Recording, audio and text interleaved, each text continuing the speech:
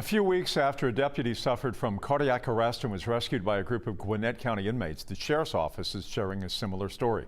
Here's 11 Alive's Brittany Klein-Peter with more for us.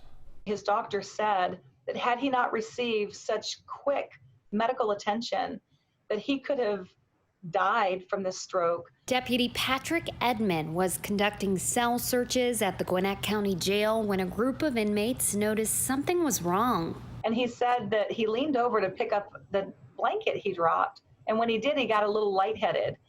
And when he stood up, one of the inmates said, "Are you okay?" And he said, "I'm fine." And the inmate said, "No, sir, you're not fine." Deputy Edmond didn't know it at the time, but he was suffering from a stroke. So they grabbed a chair and had him sit down.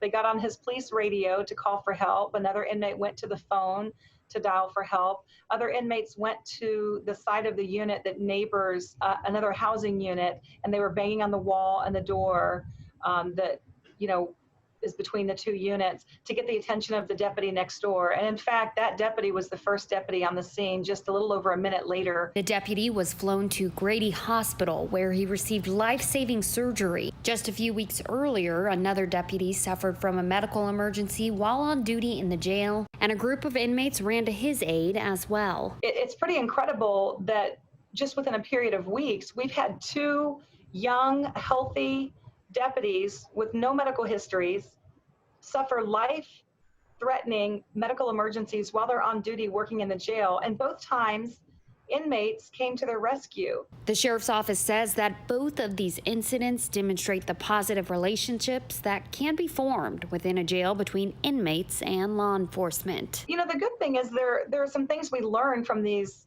situations. There are many people who may assume there's always an adversarial relationship between law enforcement officers and citizens suspected of committing crimes. And that's not always the case.